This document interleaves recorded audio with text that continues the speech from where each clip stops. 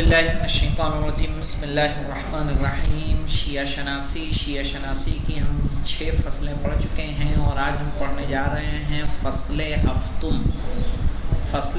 یعنی 7ویں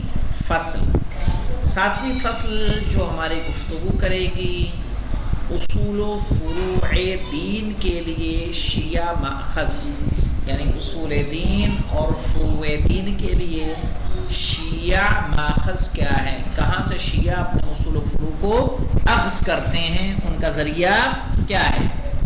کہہ رہے ہیں شیعیت کی پہچان کے سلسلے میں ایک اہم گفتگو یہ بھی ہے کہ شیعہ مذہب کے بنیادی ماخذ و مدارک کیا ہیں، یعنی جب اگر ہم شیعوں کو جاننا چاہیں گے، شیعوں کو پہچاننے کی کوشش کریں گے تو ضروری ہے کہ ہم اس بارے میں بھی بات چیت کریں کہ شیعہ اپنے بنیادی اصول و ضوابط کے لیے کن ماخذ کا استعمال کرتے ہیں، کہاں سے وہ اپنے دین کو لیتے ہیں، ان کی شریعت کا ماخذ کیا ہے۔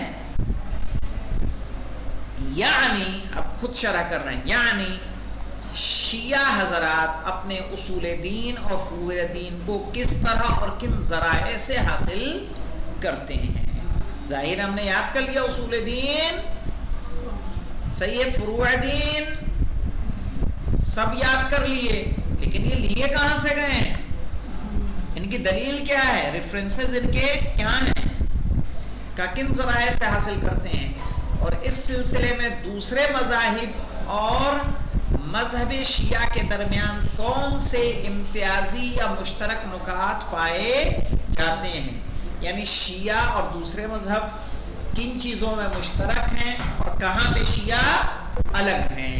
یعنی ایسا تو ہوگا نا، کچھ کتابیں کچھ ماخذ ایسے ہوں جس میں شیعہ اور غیر شیعہ کیا ہوں، مشترک ہوں، کچھ ماخذ ایسے ہوں گے جس میں صرف و صرف کون ہوگا، شیعہ ہوں گے۔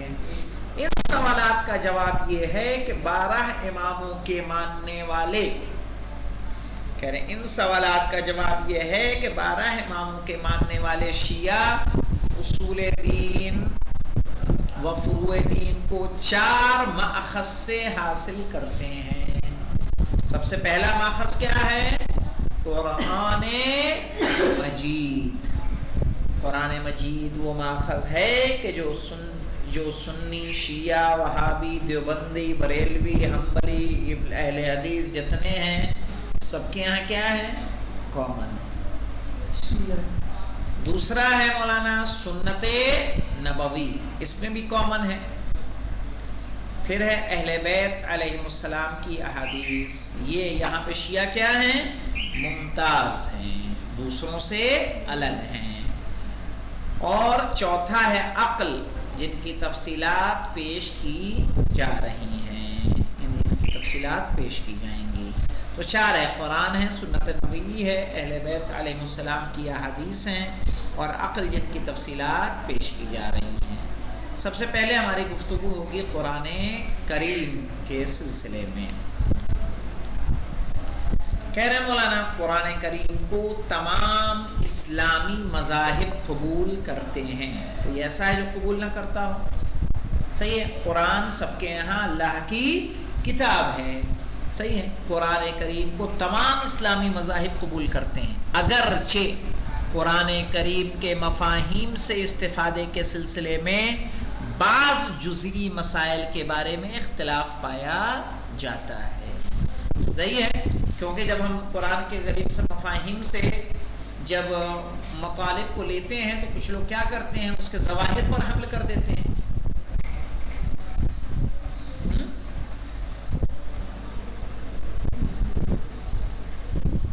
ید اللہ فوق ایدیہم کا مطلب یہ ہے کہ اللہ کا ہاتھ ان کے ہاتھ پہ ہے، یا اللہ کا ہاتھ سب سے اوپر ہے، کیا ایسا مراد ہے؟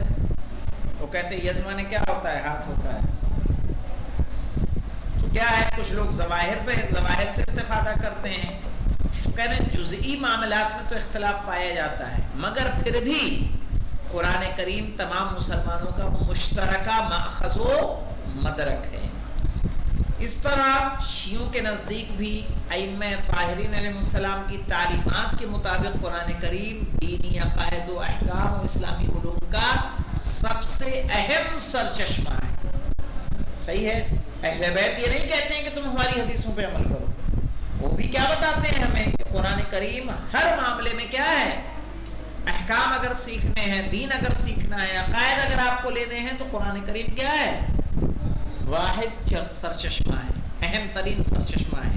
جیسا کہ امام جعفر صادق علیہ السلام اس بارے میں ارشاد فرماتے ہیں کہ ان اللہ تبارک و تعالی انزل فی القرآن تبیان کل شیء، کہ خداوند عالم نے قرآن کریم میں ہر چیز کے بیان کو نازل کر دیا ہے.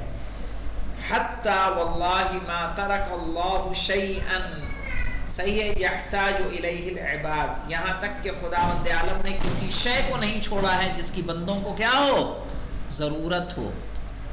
حتی لا یستطیع عبد ان یقول ولو کان ھذا انزل فی القرآن، صحیح ہے، یہاں تک کہ الا وقد انزلہ اللہ فیہ، یہاں تک کہ کوئی یہ نہیں کہہ سکتا، اس بات کی استطاعت نہیں کر رکھتا کہ وہ یہ کہے کہ اللہ نے اگر یہ بھی قرآن میں نازل کیا ہوتا تو زیادہ اچھا تھا.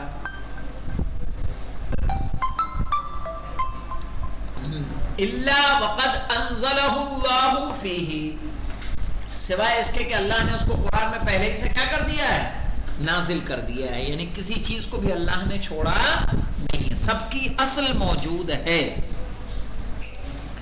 ترجمہ دیکھ لیں مولانا، ترجمہ ہی ہے نا شاید، کہنا خداوند عالم نے قرآن مجید میں ہر چیز کی وضاحت نازل فرما دی ہے، اور خدا کی قسم ہدایت کے سلسلے میں بندوں کو جن چیزوں کی ضرورت محسوس ہو سکتی ہے ان میں سے خداوند عالم نے کوئی چیز بھی نہیں چھوڑی ہے، تاکہ کوئی یہ نہ کہہ سکے کہ اگر یہ حکم خداوند عالم کی جانب سے نازل ہوتا تو قرآن مجید میں نازل ہوتا.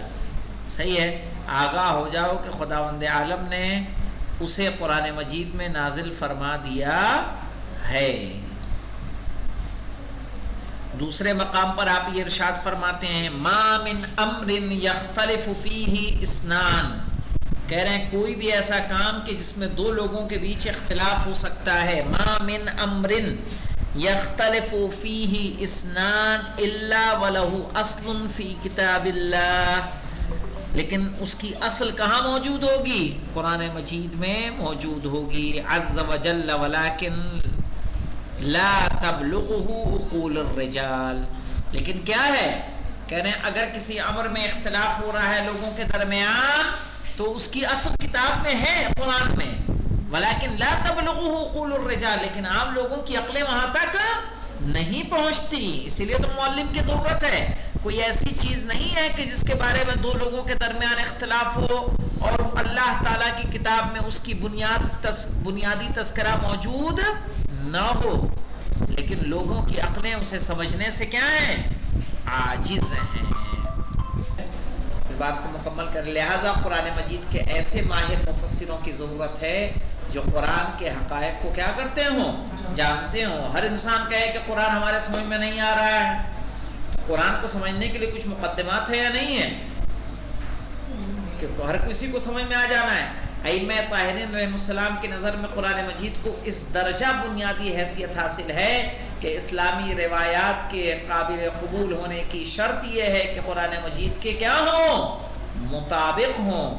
چنانچہ اگر کوئی روایت اس معیار پر کھری نہ اترے اور قرآن مجید سے میل نہ کھاتی ہو تو وہ قابل قبول نہیں ہے. جیسا کہ امام جعفر صادق علیہ السلام نے فرمایا ہے، ما وافق کتاب اللہ فخذوہ، ما وافق کتاب اللہ فخذوہ، یعنی جو اللہ کی کتاب سے موافقت کر رہی ہو حدیث اس کو کیا کرو، لے لو. وما خالف کتاب اللہ فدعوہ، اور جو اللہ کی کتاب کی مخالفت کر دے اسے کیا کر دو، چھوڑ دو. اس سے سمجھ میں آتا ہے کہ نہیں آتا ہے کہ ہمارے مذہب میں قرآن کی کتنی عظمت ہے کہ اگر قرآن سے ائمہ کی احادیث بھی ٹکرا رہی ہیں تو اسے بھی ہمیں لینا نہیں ہے، اسے کیا کر دینا ہے، چھوڑ دینا ہے. اگر قرآن کے مفاہیم سے احادیث ائمہ کیا ہے، موافقت کر رہی ہیں تو اس حدیث پر کیا کرنا ہے، عمل پیرا ہونا ہے. تو اس سے اندازہ ہوتا ہے کہ قرآن مجید ہمارے لیے کتنا عظیم ہے، ائمہ کے نگاہ میں اس کی کتنی عظمت ہے. والحمدللہ رب العالمین.